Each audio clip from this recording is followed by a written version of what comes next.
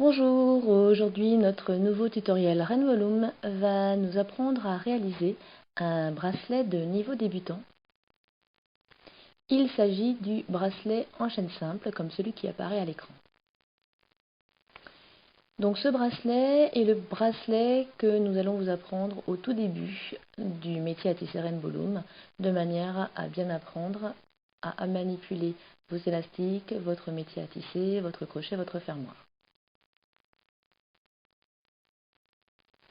Nous démarrons avec notre matériel, 13 élastiques A, 12 élastiques B, le fermoir, le métier à tisser et le crochet Rainbow Loom. Pour cette réalisation, nous prendrons le rouge et le jaune. Donc nous vous conseillons d'avoir à portée de main l'ensemble des éléments, de manière à suivre progressivement cette vidéo et à utiliser ainsi l'ensemble des pièces Rainbow Loom.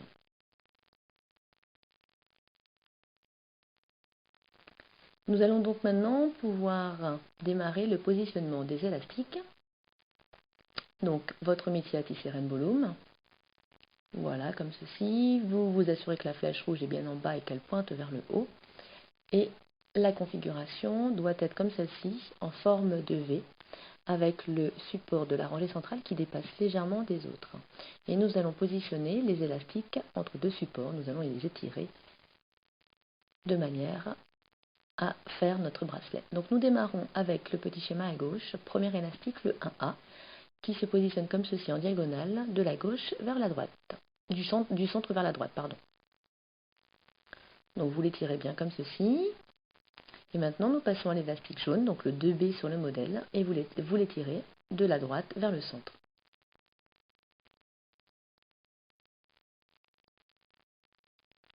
Nous repartons avec notre rouge, donc du centre cette fois-ci vers la droite. Et notre jaune de la droite vers le centre. Donc vous voyez un petit schéma en forme de zigzag où nous enchaînons l'élastique rouge puis l'élastique jaune. Et donc vous allez pouvoir répéter ce schéma sur toute la longueur du métier à tisser. Positionnez bien vos élastiques, assurez-vous qu'ils s'enchaînent bien les uns après les autres et que vous n'avez pas oublié d'étirer un élastique entre deux supports.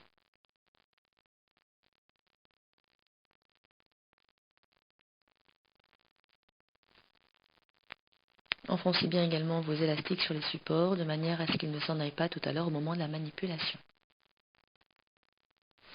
Donc dans ce tutoriel, nous allons positionner les élastiques sur toute la longueur du métier à tisser pour que vous appreniez à bien positionner les élastiques et à bien manipuler ensuite ces élastiques avec le crochet. Mais sachez que si vous souhaitez faire un bracelet en chaîne simple pour le poignet d'un enfant, il n'est pas utile de faire toute la longueur du métier à tisser. Arrêtez-vous au milieu, et ce sera amplement suffisant.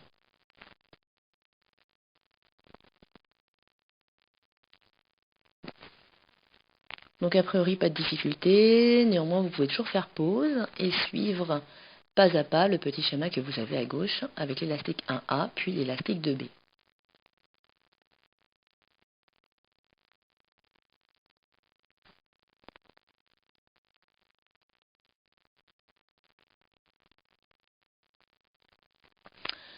Donc vous arrivez à la fin, voilà le jaune, et nous terminons avec notre élastique rouge, comme ceci. Voilà, donc tous vos élastiques ont été mis en place sur le métier à tisser.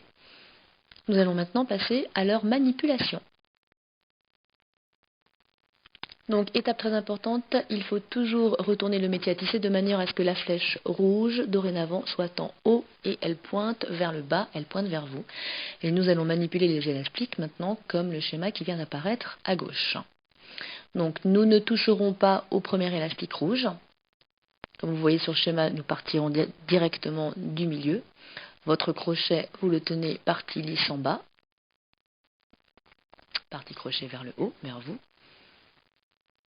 Et nos élastiques, nous allons toujours venir les chercher par la partie creuse de chaque support. Et venir replier l'élastique sur lui-même. Donc vous voyez, nous allons manipuler donc le 1B, l'élastique jaune. Nous écartons bien l'élastique précédent pour ne pas qu'il nous gêne. Nous saisissons l'élastique jaune, nous l'enlevons complètement de son support et nous venons l'enrouler comme ceci sur lui-même. Donc nous l'enroulons sur le support à gauche. Donc cette manipulation faite, vous restez sur ce support de gauche et maintenant, toujours depuis la partie creuse, vous allez venir récupérer l'élastique qui est accroché, donc le rouge. Là également, vous le soulevez complètement de son support et vous l'enroulez complètement autour du support de droite, donc il s'enroule sur lui-même. Avec votre crochet, vous faites bien le tour du support pour que l'élastique soit bien déposé autour du support. Il s'en ira de lui-même du crochet. Et nous renouvelons l'opération, donc support central, nous venons saisir notre élastique jaune, que nous enlevons complètement de notre support et que nous replions sur lui-même à gauche. Voilà. Donc il est très très important de faire que l'élastique se replie sur sa couleur. Si l'élastique jaune vient se replier sur un élastique rouge, c'est faux. Donc il faut bien veiller à ce que l'élastique rouge se replie sur l'élastique rouge et que l'élastique jaune se replie sur l'élastique jaune. Donc là aussi, vous respectez une manipulation en forme de zigzag. Du centre, vous allez vers la gauche, puis de la gauche, vous retournez vers le centre, et ainsi de suite.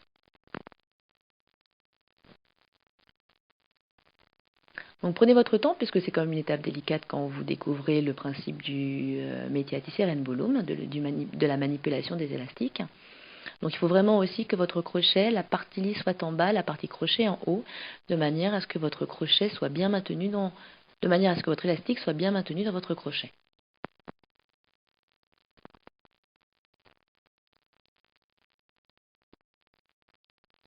Et bien sûr, vous venez toujours chercher l'élastique depuis la partie centrale du support dans la partie creuse.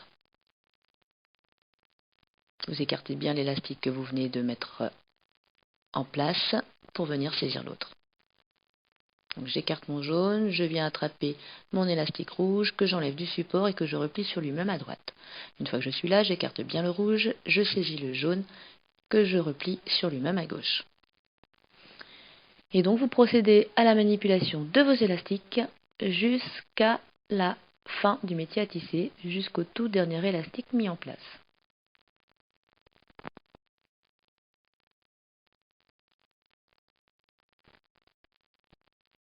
Là également, n'hésitez pas à faire pause si vous avez besoin d'un peu plus de temps pour manipuler les élastiques. Le schéma reste à l'écran, donc c'est toujours une aide pour vous.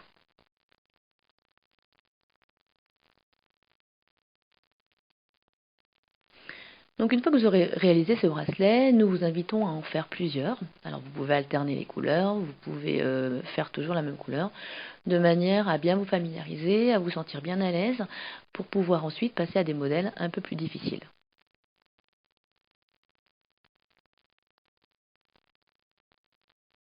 Et vous pourrez toujours aussi réaliser un bracelet en chaîne double, c'est-à-dire qu'au lieu d'avoir un élastique entre deux supports, vous en avez deux. Nous terminons donc, voilà la manipulation, et nous finissons notre bracelet. Donc le tout dernier élastique rouge que nous avons manipulé, nous allons venir l'étirer, voilà, vers un autre support, de manière à y insérer plus facilement le fermoir. L'ouverture du fermoir étant toute fine, plus l'élastique sera tendu, voilà, et plus il sera facile d'insérer le fermoir comme ceci. Vous avez mis en place votre fermoir, maintenant vous pouvez enlever les élastiques de leur support. Votre bracelet apparaît ainsi petit à petit.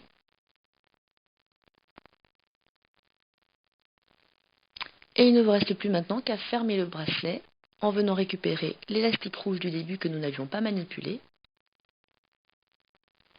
Et vous venez l'accrocher également dans le fermoir.